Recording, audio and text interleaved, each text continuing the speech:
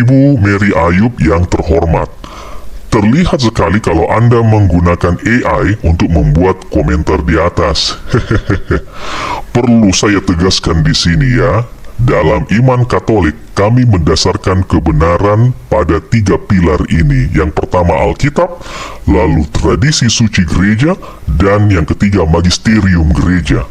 Kami tidak menggunakan tafsiran-tafsiran pribadi individu-individu seperti orang-orang Protestan. Karena jika ada puluhan ribu tafsir, lalu tafsiran mana yang benar? Itu seperti tafsiran Anda di atas. Itu hanyalah satu dari puluhan bahkan ratusan ribu tafsiran pribadi. Kami tidak percaya. Kami mendasari pengajaran kami hanya pada pengajaran gereja yang berasal dari pengajaran apostolik, mulai dari Tuhan Yesus kepada para rasul, lalu diteruskan kepada para bapa gereja secara terus-menerus hingga ke para pemimpin gereja saat ini.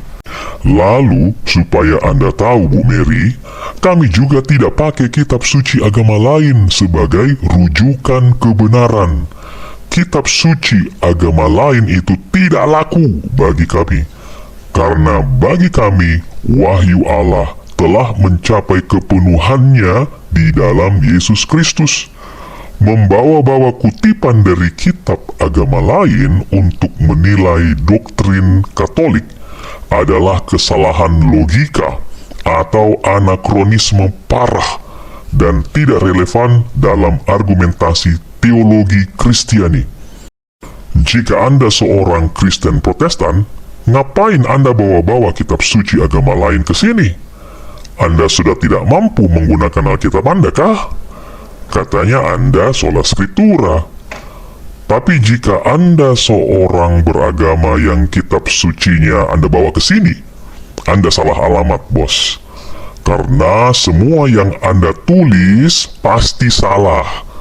Orang Protestan saja kami tidak percaya omongannya kalau mengkritisi Bunda Maria, Ibu Tuhan Yesus. Apalagi orang dari luar kekristenan mau ngomong teologi kekristenan. Kami kali nol, Bu. Hehehehe. Tapi tulisan Anda ini akan tetap saya tanggapi. Tulisan Anda ini akan tetap saya respon. Tujuannya bukan untuk Anda, tetapi untuk para audiens Katolik harus tahu, supaya mereka tidak disesatkan oleh para penyesat seperti Anda.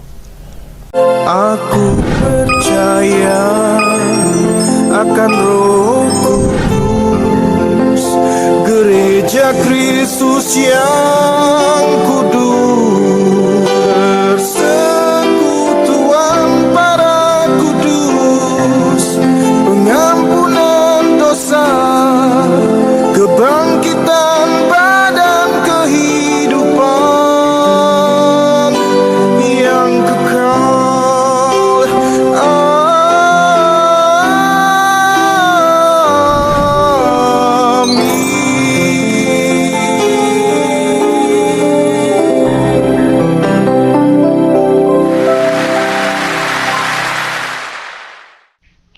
Salve, saudara-saudaraku umat Katolik. 4 hari yang lalu, pada tanggal 27 April 2026, pada postingan YouTube saya, ada seorang ibu yang nama akunnya Mary Ayub mengomentari postingan saya mengenai Bunda Maria. Dari komentarnya yang cukup panjang ini terlihat bahwa ternyata orang ini mengidap heresi sinkretisme yang parah, yaitu mencampur adukan berbagai aliran kepercayaan, agama atau budaya yang berbeda menjadi satu kesatuan baru, utamanya kekristenan, Islam, dan mitologi Yunani. Saya telah menyanggah dan mematahkan argumentasi anakronisme yang parah itu dari dia. Namun sebelumnya, Anda sebaiknya mendengarkan apa yang dia tulis terlebih dahulu, supaya mendapatkan gambaran yang lengkap tentang pengajaran sesatnya. Berikut tulisan si Mary Ayub tersebut. Benar bang 100%, Yesus atau Isa nggak pernah ajarin Maria Bunda Allah.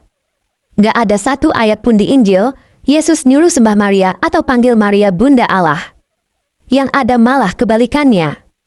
Saya kasih bukti dari Bible dan Quran biar kuat. 1. 5 bukti Yesus tidak ajarkan Bunda Allah di Bible. Nomor 1.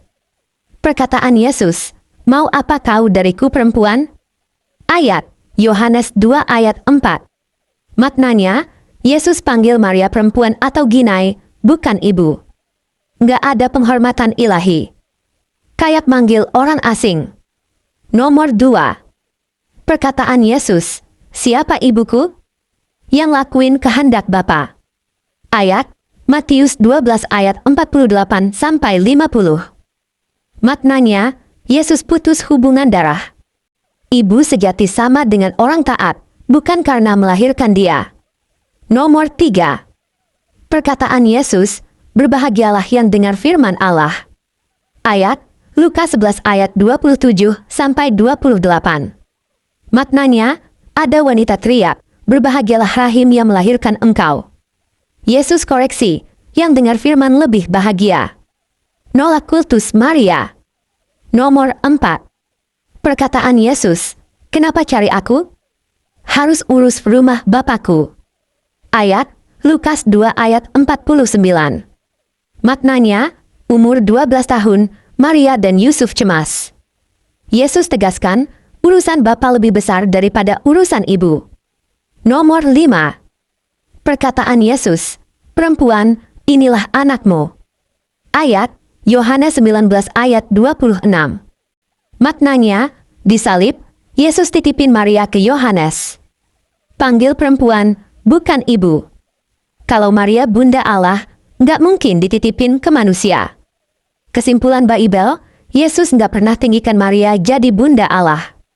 Malah merendahkan hubungan darah demi tauhid ke Bapa. 2. Ajaran Yesus sama dengan tauhid, bukan kultus Maria. Yohanes 17 ayat 3, ini ucapan Yesus paling jelas. "Inilah hidup kekal. Mereka kenal engkau, satu-satunya Allah yang benar, dan Yesus Kristus yang kau utus." Artinya, 1. Allah sama dengan satu zat, sama dengan Bapa. Bukan 3, bukan Maria. 2. Yesus sama dengan utusan, bukan Tuhan. Sama Quran surah 61 ayat 6 Isa berkata, "Aku utusan Allah." 3. Nggak ada Maria di rumus selamat. Kalau Bunda Allah penting, pasti Yesus ajarin. Matius 4 ayat 10 Yesus hardik iblis, "Sembah Tuhan Allahmu, hanya dia saja yang kau ibadahi. Nggak ada dan ibuku." Quran surah 5 ayat 72 Isa berkata, "Sembah Allah, Tuhanku dan Tuhanmu." 3. Terus siapa yang ngajarin Bunda Allah? Bukan Yesus, tapi konsili 400 tahun setelahnya bang. 1. Tahun 431 Masehi, konsili Efesus sama dengan yang resmin Theotokos. Yesus udah naik 400 tahun. 2. Nestorius nolak sama dengan bukti dulu belum ada dogma. Kalau Yesus ajarin, Nestorius pasti nurut. 3. Efesus sama dengan kota kuil Artemis Dewi Ibu. Kisah 19 ayat 28. Sejarawan, kultus Artemis diganti kultus Maria. Politik plus budaya Yunani Romawi. Jadi ini ajaran manusia, bukan wahyu. Quran surah 3 ayat 78, mereka putar lidah biar dikira dari kitab, padahal bukan. 4. Quran bela Isa, dia nggak ngajarin syirik. Quran surah 5 ayat 116, Allah tanya Isa di akhirat, "Hai Isa, kamu bilang ke manusia, jadikan aku dan ibuku dua Tuhan selain Allah?" Isa jawab, "Maha suci engkau. Gak patut aku bilang yang bukan aku. Kalau aku bilang, engkau tahu. Engkau tahu isi hatiku, aku nggak tahu zatmu. Aku cuma bilang, sembah Allah Tuhanku, Tuhanmu." Quran surah 5 ayat 75, Allah tegaskan, Al-Masih putra Maryam hanya rasul. Ibunya wanita sidik. Keduanya makan makanan. Tuhan kok makan? Tuhan kok lahir? Quran surah 6 ayat 100, Maha suci dia dari yang mereka sifatkan. 5. Buat jawab keluarga istri. Kalau ditanya, katanya Maria Bunda Allah, abang jawab gini, Quran surah 16 ayat 125, 1. Coba tunjukin satu ayat aja Yesus manggil Maria Bunda Allah atau nyuruh sembah dia. Gak ada kan? Yang ada malah Yesus panggil perempuan, Yohanes 2 ayat 4. 2. Yesus ajarin sembah Bapa aja Matius 4 ayat 10. Gak pernah ajarin sembah ibu. Kok 400 tahun kemudian muncul dogma baru di Efesus 431 Masehi? 3. Di Quran surah 5 ayat 116, Isa lepas tangan. Dia nggak ajarin itu. Yang ngajarin manusia setelahnya. 4. Logika, kalau Maria Bunda Allah, berarti Allah punya nenek yaitu Hana. Punya kakek yaitu Imran. Masak Tuhan punya silsilah? Quran surah 112 ayat 3 tidak beranak dan tidak diperanakan. Kasih tahu juga, Islam paling muliakan Maryam Quran surah 3 ayat 42, Allah pilih kamu atas wanita sedunia. Tapi muliakan tidak sama dengan jadikan Tuhan. Ibrahim muliakan Sarah, Musa muliakan ibunya, tapi nggak disembah. Gas. 1. Yesus 0% ajarin Maria Bunda Allah. Bible malah catat Yesus jaga jarak sama Maria demi tauhid. 2. Dogma Theotokos adalah produk konsili Efesus tahun 431 Masehi. Politik gereja plus budaya penyembah Dewi Ibu. 3. Isa alaihi salam lepas tangan di Quran surah 5 ayat 116. Aku nggak pernah bilang sembah aku dan ibuku.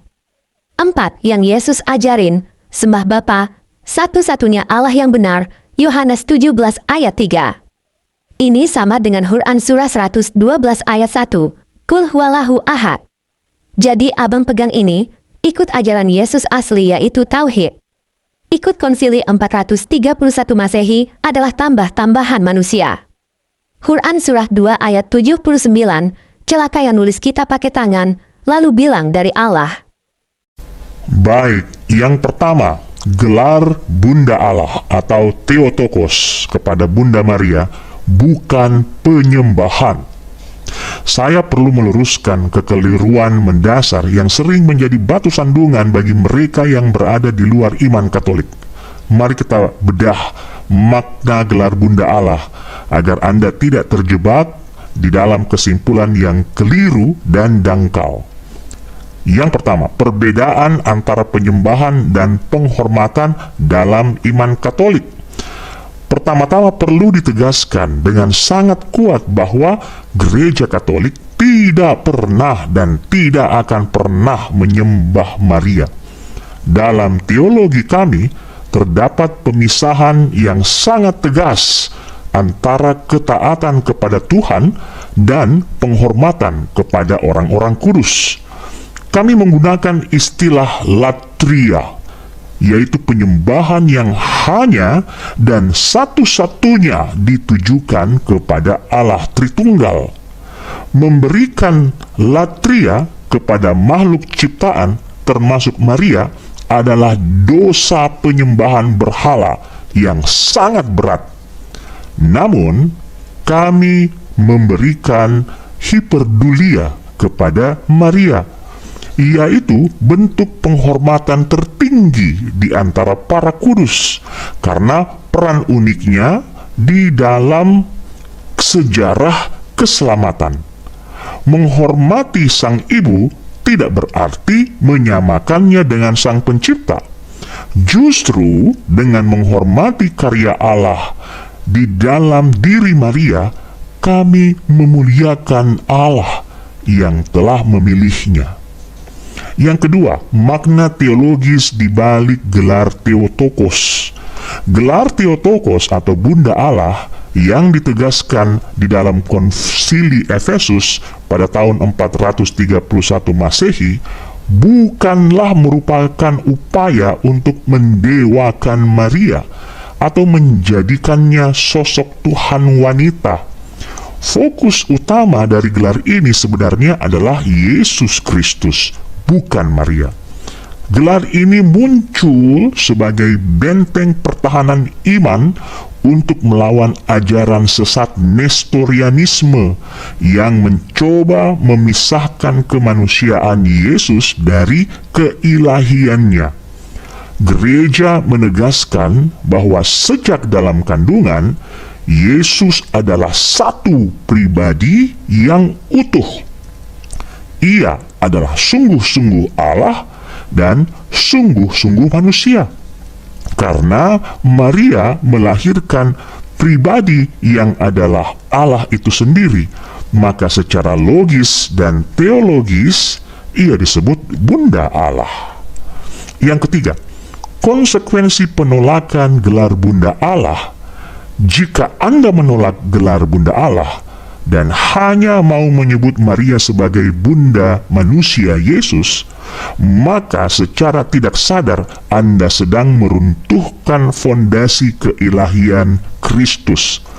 Penolakan tersebut menyiratkan bahwa Yesus yang lahir dari Maria hanyalah seorang manusia biasa yang kemudian ditempeli oleh keilahian. Atau dengan kata lain, Anda memecah Yesus menjadi dua pribadi yang berbeda. Dalam iman Katolik, hal ini adalah penyimpangan yang fatal.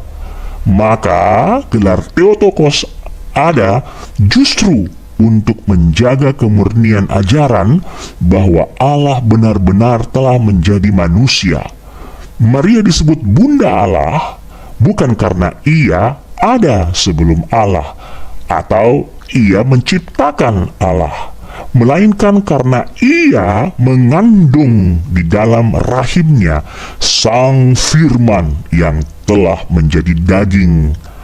Oleh karena itu, tuduhan bahwa umat Katolik melakukan syirik melalui gelar ini adalah sebuah kesalahpahaman sosiologis dan teologis yang besar. Kami menghormati Maria justru karena kami sangat mencintai dan mengakui keilahian Yesus Kristus, putranya. Tanpa pengakuan bahwa Maria adalah Bunda Allah, maka pengakuan akan Yesus sebagai Tuhan yang menjelma menjadi manusia akan kehilangan dasar kebenarannya. Jadi, Anda sudah paham ya, bahwa gelar Bunda Allah atau Theotokos itu bukan penyembahan, ya. Sekarang bagian yang kedua, tanggapan saya yang kedua untuk menjawab penafsiran keliru Anda atas Alkitab. Saya perlu menjelaskan bahwa ayat-ayat yang Anda kutip sebenarnya memiliki makna teologis yang jauh lebih kaya daripada sekedar makna harafiah yang Anda tangkap. Tapi saya maklum karena Anda menafsirkannya secara pribadi dan secara serampangan. Mari saya ajar pelan-pelan ya, ajaran iman Katolik itu seperti apa. Yang pertama, makna teologis di balik sapaan dan sikap Yesus. Pertama, mengenai penggunaan kata perempuan atau ginai dalam Yohanes 2 ayat 4 dan Yohanes 19 ayat 26. Dalam budaya Yunani kuno, kata ini sama sekali bukan panggilan yang kasar atau menunjukkan jarak, melainkan sebuah sapaan yang penuh hormat yang setara dengan nyonya atau puan. Secara teologis, Yesus menggunakan gelar ini untuk menghubungkan Maria dengan sosok perempuan yang dijanjikan dalam Kejadian 3 ayat 15, yaitu sosok yang keturunannya akan meremukkan kepala ular. Maria adalah Hawa baru. Jika Hawa pertama membawa manusia jatuh ke dalam dosa, Maria sebagai perempuan ini menjadi sarana keselamatan masuk ke dunia melalui ketaatannya.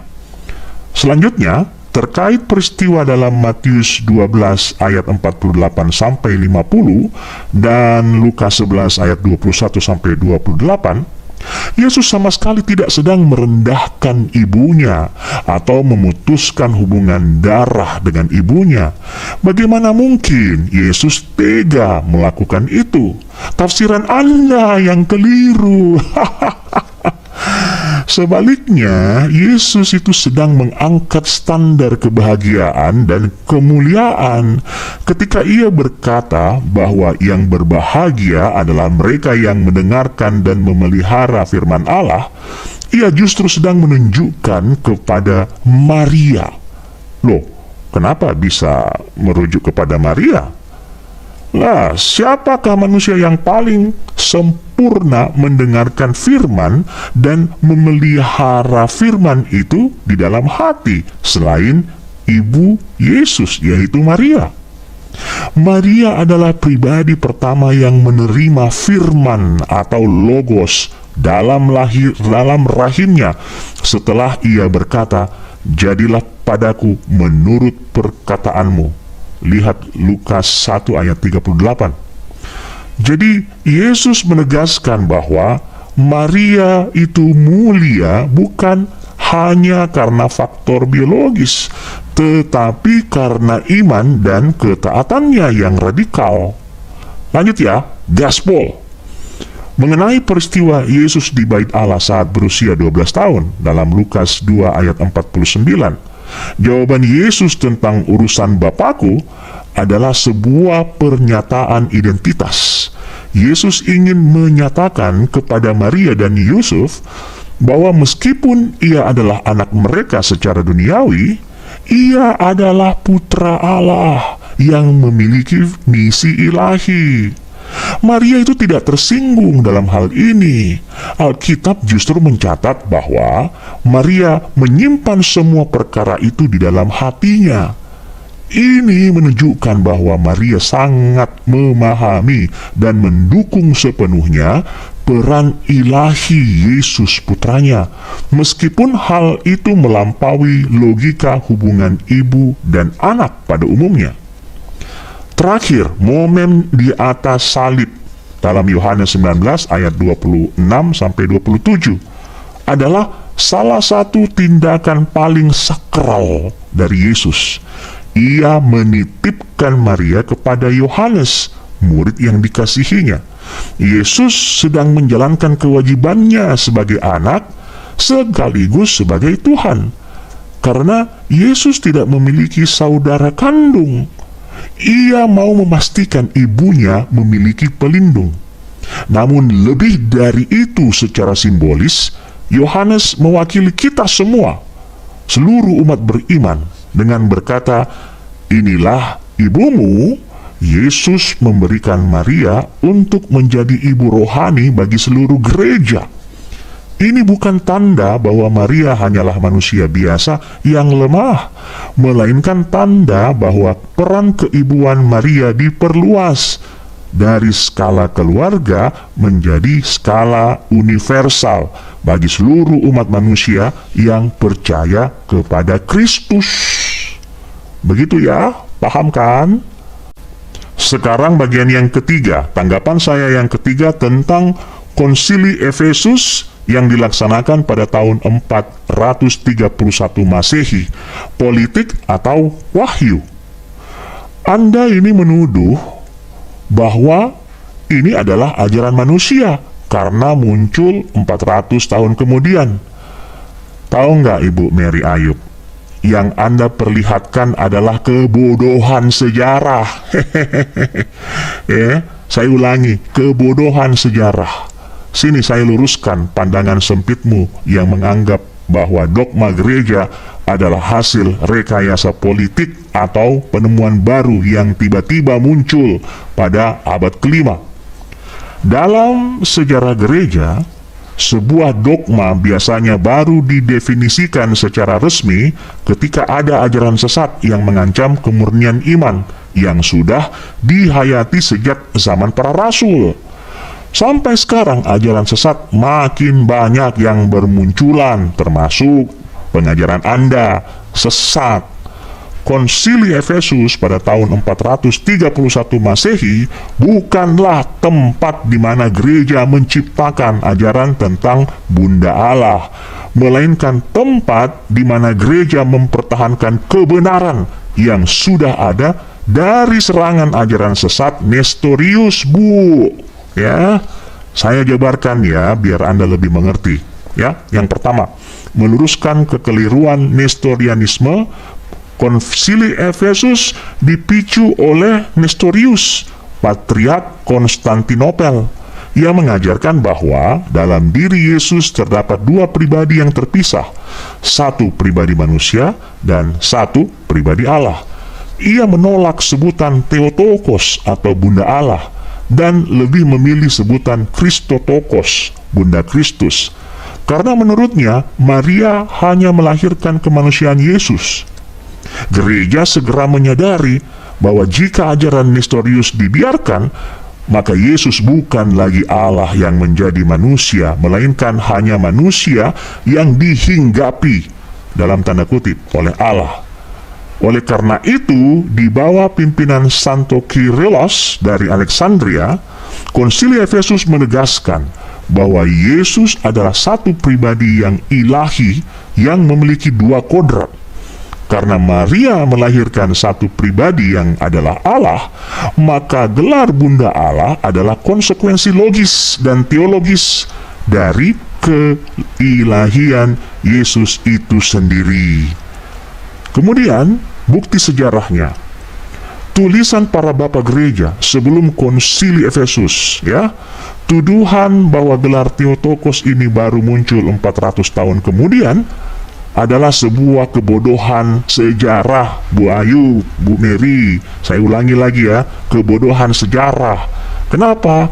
Karena jauh sebelum Konsili Efesus, para bapak gereja telah menggunakan istilah Theotokos untuk menggambarkan kedalaman misteri inkarnasi, ya. Saya kasih contoh. Origenes tahun 1805 sampai 2504 Masehi, ya.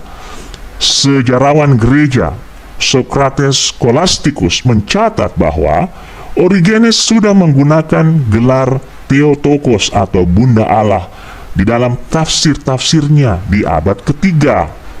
Kemudian Santo Alexander dari Alexandria tahun 324 Masehi, ia menulis dalam suratnya bahwa Yesus Kristus benar-benar memiliki tubuh yang berasal dari Maria Bunda Allah atau Theotokos, ya. Kemudian Santo Athanasius tahun 296 sampai dengan 373 Masehi, pejuang iman melawan Arianisme ini secara eksplisit menyebut Maria sebagai Theotokos dalam bukunya tentang inkarnasi Sang Sabda, ya. Lalu doa Subtuum Presidium sekitar tahun 250 Masehi, ditemukan fragmen papirus kuno berisi doa di bawah perlindunganmu yang sudah menyapa Maria sebagai Theotokos. Nah, ini membuktikan bahwa dalam liturgi dan doa umat purba, Maria sudah dihormati sebagai Bunda Allah jauh sebelum ada konsili resmi.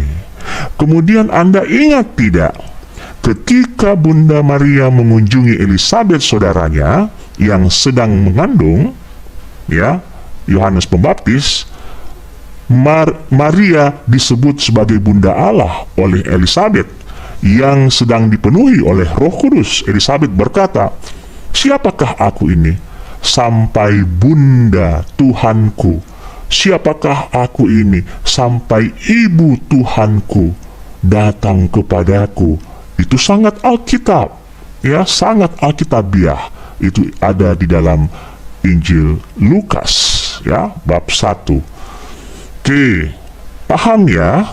Nah, sekarang terkait menjawab tuduhan sinkretisme kuil Artemis, ya, mengenai tuduhan bahwa pemilihan kota Efesus berkaitan dengan kultus Dewi Artemis, ini adalah cocokologi dan comotologi, teori lemah dari para orientalis sekuler yang tidak pernah memahami dasar liturgis Kristiani, Bu. Efesus dipilih bukan untuk menggabungkan kultus Dewi dengan Maria, melainkan karena kota tersebut adalah salah satu pusat gerejawi utama di wilayah timur yang memiliki fasilitas memadai untuk menampung ratusan uskup. Iman Kristiani berakar pada kejadian sejarah inkarnasi, bukan pada mitos Yunani. Gereja tidak mengadopsi karakteristik Artemis ke dalam Maria. Maria dihormati karena ketaatannya pada rencana Allah, sementara Artemis hanyalah dewi kesuburan dalam mitologi Yunani, mitos, ya. Menghubungkan keduanya hanya karena letak geografis adalah upaya paksa untuk mendiskreditkan kebenaran iman Katolik tanpa dasar bukti sejarah yang valid. Jadi, konsili Efesus adalah tentang siapa Yesus, bukan tentang politik budaya. Jika Maria bukan Bunda Allah, maka Yesus bukan Allah yang menjadi manusia. Inilah yang dipertahankan oleh gereja sejak awal, dan para bapak gereja menjadi saksi hidup bahwa iman ini adalah warisan para rasul, bukan tambah-tambahan manusia di kemudian hari. Paham ya, Bu? Sekarang yang keempat, tanggapan saya yang keempat mengenai Tauhid dan Yohanes 17 ayat 3. Anda mengutip Yohanes 17 ayat 3 untuk mengatakan Yesus hanya utusan. Mari baca dengan teliti. Inilah hidup kekal, mengenai engkau, satu-satunya Allah yang benar, dan mengenal Yesus Kristus, dan seterusnya dan seterusnya. Saya akan tunjukkan bahwa kutipan Anda atas Yohanes 17 ayat 3 sebenarnya merupakan senjata makan tuan, Bu. Ayat tersebut bukanlah proklamasi bahwa Yesus adalah manusia biasa, melainkan salah satu bukti terkuat tentang keilahiannya di dalam kesatuan dengan Bapa. Mari saya ajar secara teologis, biblis, dan historis, ya. Yang pertama, analisis biblis. Kesejajaran antara Bapa dan Anak dalam Yohanes 17 ayat 3. Yesus berdoa seperti ini. Inilah hidup kekal itu, yaitu bahwa mereka mengenal Engkau, satu-satunya Allah yang benar, dan mengenal Yesus Kristus yang telah Engkau utus. Perhatikan strukturnya. Yesus menempatkan pengenalan akan dirinya sebagai syarat mutlak untuk beroleh hidup yang kekal, setara dengan pengenalan akan Bapa. Dalam tradisi Yahudi yang sangat ketat menjaga tauhid, tidak ada makhluk ciptaan, baik nabi maupun malaikat, yang berani mensejajarkan dirinya dengan Allah sebagai sumber hidup kekal. Jika Yesus hanya seorang utusan biasa, maka mencantumkan namanya di samping Allah sebagai sumber keselamatan adalah sebuah penghujatan atau syirik. Namun Yesus melakukannya karena Ia dan Bapa adalah satu dalam hakikat, atau ousia bahasa Yunaninya. Hidup kekal hanya bisa diberikan oleh Allah.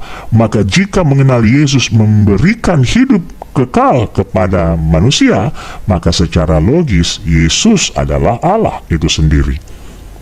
Kemudian, dari ajaran tradisi suci dan magisterium gereja, ya, magisterium gereja melalui Konsili Nikea tahun 325 Masehi dan Konsili Konstantinopel tahun 381 Masehi telah menjelaskan bahwa kata satu-satunya Allah yang benar dalam ayat ini tidak bermaksud mengecualikan Yesus dari keilahiannya. Sebaliknya, ayat ini mengecualikan dewa-dewa palsu.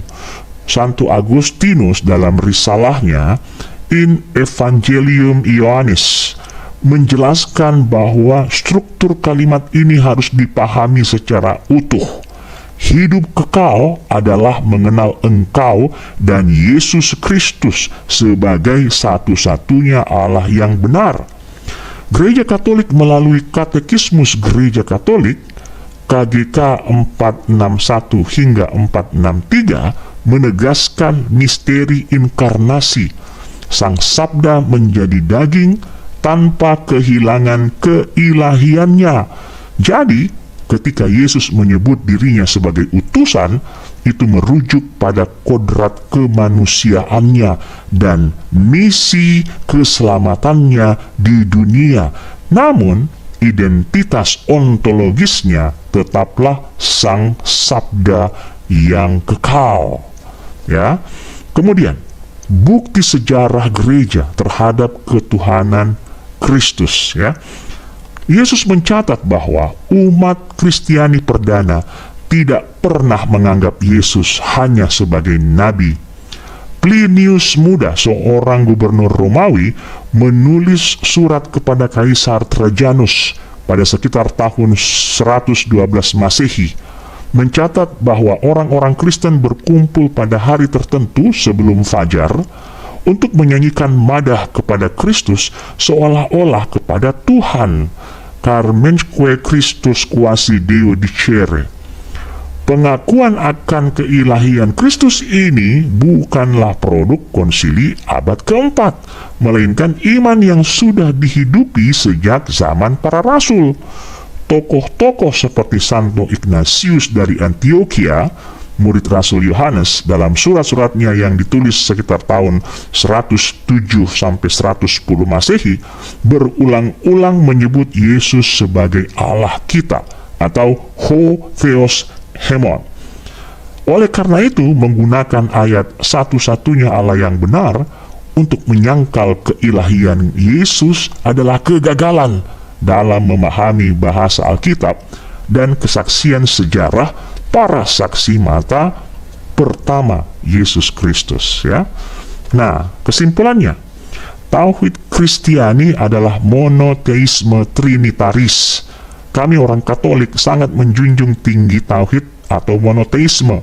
Namun, monoteisme kami bukanlah monoteisme yang kaku, melainkan monoteisme trinitaris yang diwahyukan oleh Yesus sendiri. Allah itu satu dalam hakikat, namun ia hadir dalam 3 pribadi. Yohanes 17 ayat 3 justru memperkuat hal ini. Bapa adalah Allah dan Yesus adalah Allah yang diutus ke dunia untuk membawa manusia kembali kepada persatuan dengan Allah. Tanpa keilahian Yesus, hidup kekal yang dijanjikannya hanyalah janji kosong dari seorang manusia biasa. Namun karena ia adalah Tuhan, janji itu adalah kebenaran yang menyelamatkan. Paham ente? Sekarang tanggapan saya yang kelima terkait logika silsilah, kakek atau nenek Tuhan. Anda bertanya, masa Tuhan punya silsilah? Jawabannya iya. Dalam kemanusiaannya, inilah misteri terbesar kekristenan, inkarnasi. Allah yang tak terbatas menjadi terbatas tanpa kehilangan keilahiannya. Saya mau ajak Anda untuk merenungkan keagungan kasih Allah yang melampaui logika manusia yang sempit ini. Pertanyaan Anda mengenai silsilah Tuhan sebenarnya menyentuh inti dari iman Kristiani, yaitu misteri inkarnasi. Kami tidak mempercayai Tuhan yang hanya bertahta di atas awan dan enggan menyentuh debu dunia, melainkan Tuhan yang begitu mencintai ciptaannya sehingga ia memilih untuk masuk ke dalam sejarah manusia. Tuhan kami mampu melakukan semua itu karena Dia Maha Kuasa. Tuhan kami Maha Kuasa. Mari saya jelaskan lebih detail ya. Anda Ibu Mary belajar baik-baik. Yang pertama, misteri inkarnasi. Allah yang tak terbatas menjadi terbatas di dalam ajaran Katolik yang berdasarkan pada Alkitab dan tradisi suci. Kami mengakui bahwa Yesus Kristus memiliki 2 kodrat. Ia adalah sungguh-sungguh Allah dan sungguh-sungguh manusia. Secara ilahi, sebagaimana dicatat dalam Yohanes 1 ayat 1, pada mulanya adalah firman. Firman itu bersama-sama dengan Allah dan firman itu adalah Allah. Dalam kodrat ilahinya, Yesus tidak memiliki silsilah, tidak berawal dan tidak berakhir. Namun, demi menyelamatkan manusia, Sang Firman itu menjadi daging. Yohanes 1 ayat 14. Ketika ia menjadi manusia, ia tidak berpura-pura menjadi manusia. Ia benar-benar lahir, tumbuh dan memiliki keluarga sebagaimana layaknya manusia. Inilah yang ditegaskan dalam Galatia 4 ayat 4. Setelah genap waktunya, maka Allah mengutus anaknya yang lahir dari seorang perempuan. Kemudian, dasar magisterium dan tradisi gereja. Santa Hana dan Santa Yoakim, secara kemanusiaan, Yesus memang memiliki istilah yang nyata. Tradisi suci gereja yang didukung oleh naskah-naskah kuno seperti Proto-Evangelium Yakobus dari abad kedua mencatat nama orang tua Maria sebagai Santa Hana dan Santo Yoakim. Maka secara daging mereka adalah kakek dan nenek Yesus. Magisterium gereja melalui Konsili Kalsedon tahun 451 Masehi menegaskan bahwa Yesus adalah sehakikat dengan Bapa dalam keilahiannya dan sehakikat dengan kita dalam kemanusiaannya. Memiliki kakek dan nenek tidak merendahkan martabat ilahinya, justru membuktikan bahwa ia benar-benar telah menjadi manusia yang nyata. Allah sungguh menjadi manusia yang nyata, bukan sekedar hantu atau penampakan lahiriah saja. Allah masuk ke dalam silsilah manusia untuk menebus setiap rantai sejarah manusia yang telah rusak oleh dosa. Kemudian yang ketiga, solidaritas Allah dengan sejarah manusia. Logika Anda yang menyatakan bahwa Tuhan tidak mungkin punya silsilah sebenarnya membatasi kuasa Allah. Berarti Allah Anda tidak maha kuasa. Jika Allah maha kuasa, bukankah ia berkuasa untuk merendahkan dirinya demi kasih? Dalam teologi Kristiani, inilah yang disebut dengan kenosis atau pengosongan diri. Lihat Filipi 2 ayat 7. Allah tidak merasa gengsi untuk memiliki silsilah yang mencakup manusia biasa. Bahkan para pendosa yang tercatat dalam silsilahnya di Matius bab 1, ya. Dengan demikian, kakek nenek seperti Hana dan Yoakim, Yesus menunjukkan solidaritasnya yang total dengan kondisi manusia. Ia merasakan apa yang kita rasakan. Kasih sayang keluarga, pertumbuhan fisik, dan ikatan darah. Jadi kesimpulannya, menjawab keraguan beranak dan diperanakan, kami sangat setuju bahwa di dalam zat ilahinya, Allah tidak beranak dan tidak diperanakkan dalam arti biologis. Namun dalam peristiwa inkarnasi, Sang Anak Allah yang kekal itu dilahirkan menurut daging melalui perantaraan perawan Maria.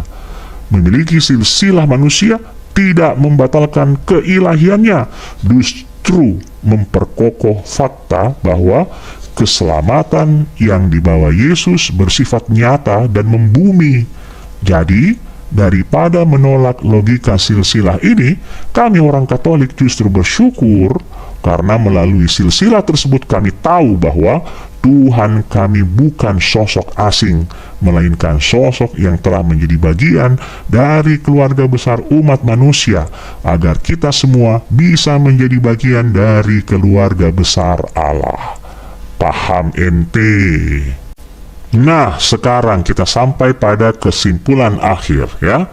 Sebagai penutup dari seluruh rangkaian penjelasan ini, saya perlu memberikan penegasan akhir yang bersifat prinsipil. Diskusi teologis hanya akan mencapai titik temu jika masing-masing pihak menghormati kedaulatan iman pihak lain. Berikut adalah poin-poin kesimpulan dalam penjelasan-penjelasan saya di atas, ya. Yang pertama, kedaulatan wahyu dan penolakan atas sinkretisme kitab suci. Dalam berdialog, sangat penting untuk memahami bahwa iman Katolik bersifat eksklusif dalam hal sumber otoritas wahyu. Bagi kami seluruh wahyu Allah telah digenapi dan ditutup dalam diri Yesus Kristus. Titik. Karena itu, menggunakan kutipan dari kitab suci agama lain untuk mengoreksi atau menilai doktrin Katolik adalah sebuah kesalahan logika, oot parah, dan gak nyambung. Kami tidak menerima kitab suci lain sebagai wahyu Allah, sehingga argumen apapun yang didasarkan pada teks tersebut tidak memiliki bobot kebenaran atau infalibilitas dalam sistem keyakinan kami. Memaksa kami mengikuti standar kitab lain sama saja dengan menyuruh seorang ahli matematika menyelesaikan soal menggunakan hukum rimba. Itu tidak relevan dan tidak menyentuh substansi kebenaran yang kami pegang. Kesimpulan kedua, klarifikasi terminologi Theotokos, bukan teogoni. Salah satu fitnah terbesar terhadap gereja Katolik adalah tuduhan bahwa kami menganggap Maria sebagai pencipta Tuhan. Ini tuduhan palsu. Mari kita perjelas. Maria adalah makhluk ciptaan, bukan pencipta. Gelar Theotokos atau Bunda Allah adalah istilah kristologis, bukan istilah yang dimaksudkan untuk meninggikan Maria di atas Allah. Camkan ini. Maria disebut Bunda Allah karena Yesus yang ia lahirkan adalah satu pribadi yang tidak bisa dipisahkan antara kemanusiaan dan keilahiannya. Jika Anda menyebut Maria hanya Bunda manusia, Anda sedang memecah Yesus menjadi dua pribadi, yang berarti Anda sedang menyembah Yesus yang berbeda dari yang disaksikan oleh para rasul. Maria tidak memberi Yesus keilahiannya. Keilahian Yesus berasal dari Bapa, tetapi ia memberi Yesus tubuh manusiawinya. Karena yang dilahirkan Maria adalah Allah yang menjelma, maka gelar Bunda Allah adalah kebenaran yang mutlak. Kesimpulan yang ketiga, kedekatan Yesus dan Maria bukan jarak melainkan ketaatan. Tuduhan bahwa Yesus menjaga jarak atau bahkan merendahkan Maria adalah penafsiran yang sangat dangkal terhadap teks Alkitab. Dalam Lukas 2 ayat 51, Alkitab mencatat dengan eksplisit bahwa setelah peristiwa di Bait Allah, Yesus pulang bersama mereka dan tetap hidup dalam asuhan tunduk kepada mereka. Sang pencipta alam semesta memilih untuk taat kepada manusia, Maria dan Yusuf. Ini adalah bentuk penghormatan tertinggi yang pernah ada. Dalam Yohanes 2, pesta nikah di Kana, Yesus seolah menolak, namun pada akhirnya ia tetap melakukan mujizat pertamanya, bukan? Justru karena intervensi Bunda Maria. Ini menunjukkan bahwa meskipun saatnya secara teologis belum tiba, Yesus menghargai permohonan ibunya. Maria adalah satu-satunya manusia yang bisa mempercepat pernyataan kemuliaan Tuhan Yesus, ya. Kemudian kesimpulan keempat, integritas dialog memahami dari dalam. Jika Anda benar-benar ingin berdiskusi atau berargumentasi dengan umat Katolik, Anda harus memiliki keberanian intelektual untuk menggunakan sumber-sumber kami, yaitu Alkitab, tradisi suci, dan magisterium. Menilai Katolik melalui kacamata atau dogma agama lain hanya akan menghasilkan kesimpulan yang bias dan penuh prasangka. Kami tidak butuh pembelaan dari perspektif luar yang mencoba menyelamatkan Yesus dari kultus Maria. Bagi kami, misteri inkarnasi Allah yang menjadi manusia melalui rahim seorang perawan adalah kemuliaan tertinggi yang tidak bisa dipahami dengan logika manusia yang kaku. Kami menghormati Maria justru karena kami sangat memuliakan Yesus. Barang siapa menolak ibu Yesus, ia tidak pernah benar-benar mengenal sang anak secara utuh. Saya menghimbau Anda untuk berhenti membangun argumen di atas kesalahpahaman.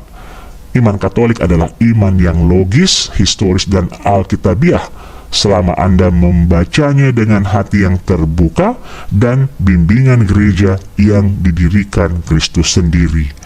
Saya akan tag Anda dalam video-video saya terkait Bunda Maria. Silahkan belajar di sana ya. Selanjutnya, saya tidak akan menanggapi lagi karena kebenaran sudah saya sampaikan ke Anda, Bu Mary, ya. Konsekuensinya sekarang ada pada Anda. Anda mau menerima kebenaran atau tidak? Menerima sama dengan kehidupan kekal. Tidak menerima sama dengan kematian kekal.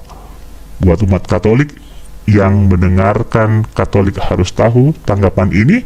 Jangan mau disesatkan, karena penyesatan sudah dinubuatkan oleh Tuhan Yesus sendiri, bahwa guru-guru palsu, nabi-nabi palsu, pengajar-pengajar palsu akan bermunculan untuk menyesatkan para pengikut Kristus yang sejati. Lihat Matius 7 ayat 15-20, Matius 24 ayat 11, ayat 24, 2 Petrus 2 ayat 1-3 dan 17, 2 Timotius 4 ayat 3-4, dan Galatia 1 ayat 6-9. Hati-hati. Tuhan Yesus memberkati. Aku percaya akan Roh Kudus, Gereja Kristus yang kudus.